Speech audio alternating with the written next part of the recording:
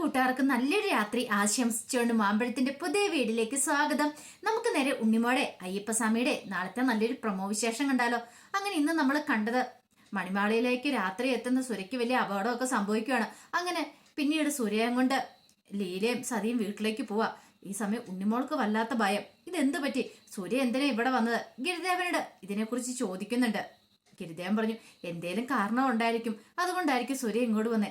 എന്നാലും ആ ചറങ്കുച്ച് രാത്രി ഇവിടെ വന്ന് നിൽക്കേണ്ട ആവശ്യമില്ല.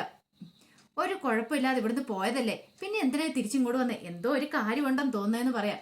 ജയന്തൻ പറഞ്ഞു, നമ്മൾ എന്തിനാ അതൊക്കെ അന്വേഷിക്കാൻ പോകുന്നേ? നമ്മളിപ്പം മണി ഒന്ന് പുതുക്കി പണിയാൻ വന്നതല്ലേ.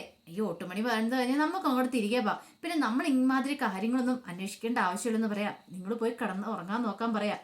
അങ്ങനെ കല്ലും ജയന്തനും ഉണ്ണിമോളും എല്ലാവരും ഉറങ്ങാൻ പോവാണ്. പക്ഷെ ഉണ്ണിമോൾക്ക് എന്തോ കിടന്നിട്ട് ഉറക്കം വരുന്നുണ്ടായിരുന്നില്ല. വല്ലാത്തൊരു ഭയമൊക്കെ മനസ്സിൽ വരുന്നുണ്ട്.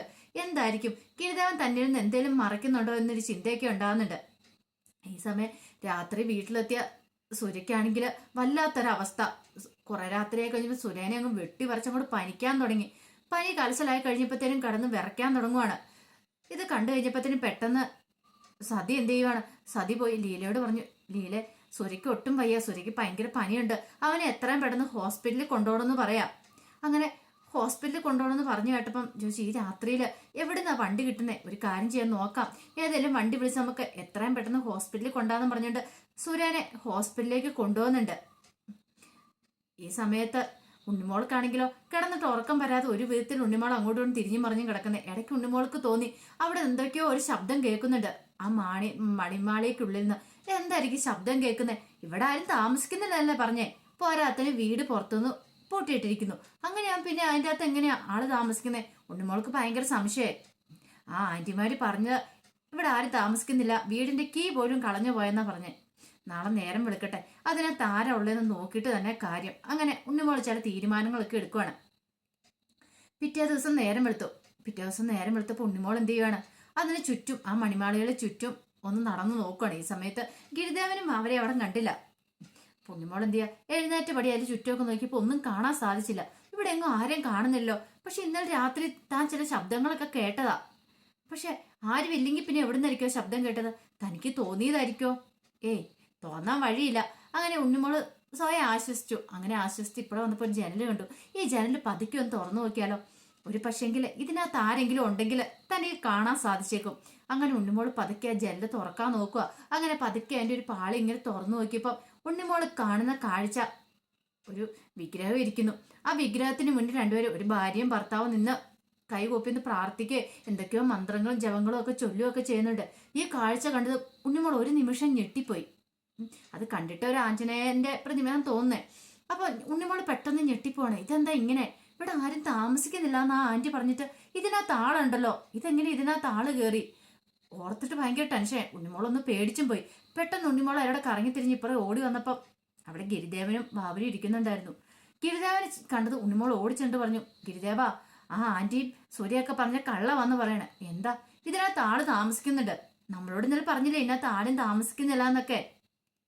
വീട് അടച്ചിട്ടിരിക്കുവെന്ന്, കീ പോലും ഇല്ലെന്ന് പറഞ്ഞു. എന്നിട്ട് കണ്ടില്ലേ നമ്മളെ പറ്റിക്കുക ചെയ്തെന്ന് പറയാ. അല്ല, ഉണ്ണിമോൾക്ക് അതെങ്ങനെ മനസ്സിലായി? ഞാൻ അവിടുത്തെ ജനൽ വഴി കുറച്ച് തുറന്നു പോയി കഴിഞ്ഞപ്പോൾ ഞാൻ കണ്ട കാഴ്ചയാന്ന് പറയാ. ഉണ്ണിമോള് പറഞ്ഞു, എനിക്കെന്തോ വല്ലാത്തൊരു ഭയം തോന്നുന്നുണ്ട് ഗിരിദേവ, നമുക്ക് ഇവിടുന്ന് പോയാലോ എന്ന് ചോദിക്കുക. ഗിരിദേവൻ പറഞ്ഞു, പോവാനോ? അതെന്തിനാ? അല്ല ഗിരിദേവ, എനിക്ക് പേടിയാവുന്നുണ്ട്, എനിക്കത് കണ്ടിട്ട് എന്തോ ഒരു ബുദ്ധിമുട്ട് തോന്നുന്നുണ്ട്. ഇവിടുത്തെ ആന്റിയൊക്കെ നമ്മളിൽ നിന്ന് എന്തോ ഒളിക്കുന്ന പോലെ എനിക്ക് തോന്നുക. അതെ, നമ്മളിവിടുന്ന് പോയാൽ ശരിയാകത്തില്ല, നമ്മളൊരു ദൗത്യമായിട്ട് വന്നല്ലേ ഇങ്ങോട്ട്. ജയന്തൻ ചേട്ടന് ആ ഓട്ടുമണി പുതുക്കി പണിയണ്ടേ, അപ്പൊ അതിനുവേണ്ടി വന്നല്ലേ, അപ്പൊ അതിനുശേഷം പോയാൽ പോരാന്ന് ചോദിക്കുക. എന്നാലും ഗിരിദേവ, എനിക്ക് എന്തോ ഒരു ഭയം തോന്നണമെന്ന് പറയാം. സാരമില്ല, ഉണ്ണിമോൾ ധൈര്യമായിട്ടിരിക്കുക. നമ്മളെ ഇവിടെ അയ്യപ്പസ്വാമി എത്തിച്ചിട്ടുണ്ടെങ്കിൽ അതിന്റെ പിന്നിലെ വ്യക്തമായിട്ടൊരു ലക്ഷ്യം കാണും. ഉണ്ണിമോളോട് പറഞ്ഞിട്ടില്ലേ, നമ്മൾ എന്തെങ്കിലും ദൗത്യമായിട്ട് പോയി കഴിയുമ്പോൾ നമ്മൾ ഇങ്ങനെയൊക്കെ കാണും, അതൊന്നും നമ്മൾ മൈൻഡ് ചെയ്യേണ്ട ആവശ്യമില്ല. ഉണ്ണിമോള് ധൈര്യമായിട്ടിരിക്കുക. ഈ ഗിരിദേവനും ഭാവരും ഉള്ളപ്പോൾ ഉണ്ണിമോള് പേടിക്കേണ്ട ആവശ്യമുണ്ടോ എന്ന് ചോദിക്കാം. അതൊക്കെ എനിക്കറിയാം ഗിരിദേവ, പക്ഷേ എങ്കിൽ എന്തോ സാരമില്ല, ഉണ്ണിമോൾ ധൈര്യമായിട്ടിരിക്കാൻ പറഞ്ഞ് ഉണ്ണിമോളെ ആശ്വസിപ്പിക്കുന്നുണ്ട്. ഈ സമയം രാവിലെ തന്നെ ജയന്തന്റെ കല്ലുവിന്റെ അടുത്തേക്ക് ലീല സതിയൊക്കെ വരുന്നുണ്ട്. അപ്പൊ സുരയ്ക്ക് കുറച്ച് പനിയൊക്കെ കുറഞ്ഞിട്ടുണ്ടായിരുന്നു. അങ്ങനെ ലീല വന്നിട്ട് പറഞ്ഞു, അല്ല, ഓട്ടുമണിയുടെ പണി ഇന്ന് തന്നെ തുടങ്ങാന്ന് പറയാണ്. ഇത് കേട്ടും ജയന്ത പറഞ്ഞ ശരിയാ, പണി തുടങ്ങണം. പക്ഷെ ആദ്യം ഇതിന് ഈ മണിയൊക്കെ അഴിക്കണമെന്ന് പറയാ. ഇത് കേട്ട ലീലയിൽ ഒരു ഞെട്ടലുണ്ടായി. ഭഗവാനെ, ഈ മണി അഴിച്ചിട്ടുണ്ടെങ്കിൽ എന്താ സംഭവിക്കാൻ പോകുന്നു പറയാൻ പറ്റില്ല. ഒരു പക്ഷേങ്കില് ഈ മണി അടിച്ചിട്ടുണ്ടെ പ്രശ്നം. പക്ഷെ ഈ മണി അഴിക്കണമെങ്കിൽ അതെങ്ങാനും ഇനി അറിയാതെ എങ്ങാനും ഒന്ന് റിങ് ചെയ്തിട്ടുണ്ടെങ്കിൽ അതോടുകൂടി തീർന്നു. ഇവിടെ എന്താ സംഭവിക്കാൻ പോകുന്നു പോലും പറയാൻ പറ്റില്ല. ഭാഗ്യത്തിന് ആ ഓട്ടുമണിയുടെ നാവ് ഒട്ടിച്ചു വെച്ചേക്കുവാണ് നാരായണൻകുടി ചേട്ടൻ.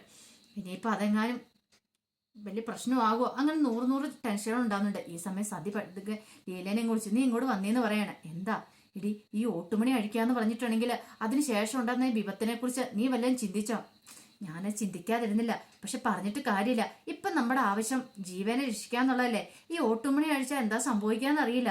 എന്താണെങ്കിലും ഇവൻ തന്നെ ഈ ഓട്ടുമണി അഴിക്കട്ടെ, നമ്മളാരും ഒന്നും ചെയ്യണ്ട, നമുക്ക് മാറി നിന്നാൽ മതി. കാരണം എന്തേലും സംഭവിക്കുവാണെങ്കിൽ നമുക്കറിയാലോ എന്ന് പറയാം. അതൊക്കെ ശരി തന്നെയാ, പക്ഷെ അറിഞ്ഞോണ്ട് അവനെ നമ്മൾ കൊലയ്ക്ക് കൊടുക്കേണ്ട കാര്യമുണ്ടോ? ധൈര്യമായിട്ടിരിക്കുക സതി, ഒന്നും സംഭവിക്കാനൊന്നും പോകുന്നില്ലെന്ന് പറയാ. ഈ സമയം ജയന്തനോ അവർക്ക് ഇതിനെക്കുറിച്ച് ഒന്നും അറിയത്തില്ല, എന്ത് കല്ലുവിനോ ഒന്നും അറിയത്തില്ലായിരുന്നു. ജയന്തൻ വന്നിട്ട് ലീലയോട് പറഞ്ഞല്ല, ഞങ്ങൾ രാവിലെ തന്നെ പണി തുടങ്ങാൻ പോവാന്ന് പറയണ. അപ്പം ഞങ്ങൾക്കുള്ള ഫുഡൊക്കെയോ അത് ഞങ്ങൾ ഇവിടെ എത്തിച്ചു തന്നോളാന്ന് പറയാം.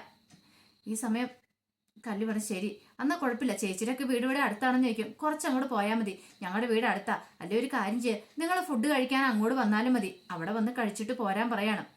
ശരി. പിന്നീട് ചോദിച്ചു, അല്ല താക്കോലിന്റെ കാര്യം ഒന്നും പറഞ്ഞില്ല, താക്കോല് കൊണ്ട് തരാന്ന് പറഞ്ഞിട്ടോ? അതെ, ഇത്ര രാവിലെ എങ്ങനെയാ ഞാൻ എൻ്റെ അനിയത്തിയുടെ വീട്ടിലേക്ക് പോകുന്നേ? കുറച്ചു നേരം കഴിയുമ്പോൾ ഞാൻ പോകുന്നുണ്ട്, ഞാൻ പോയി താക്കോല് വാങ്ങിച്ചോണ്ട് വരാം.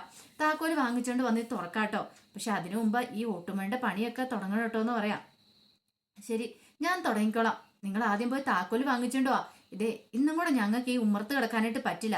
ഇന്നലെ തന്നെ അല്ലെങ്കിൽ എന്തൊക്കെ പ്രശ്നങ്ങളാണ് ഉണ്ടായത്. ഈ സമയം ഉണ്ണിമോൾ അങ്ങോട്ട് വന്നു. ഉണ്ണിമോള് പറഞ്ഞു, അതെ ചേച്ചിയല്ലേ പറഞ്ഞു ഇവിടെ ആരും താമസിക്കുന്നില്ലാന്ന്, പക്ഷെങ്കിൽ ഇതിനകത്ത് ആളുണ്ടല്ലോ എന്ന് പറയാണ്. ഇത് കേട്ടൻ ജയന്തനും കല്ലുവും ഞെട്ടി. ഉണ്ണിമോൾ എന്തായി പറയണേന്ന് ചോദിക്കുക.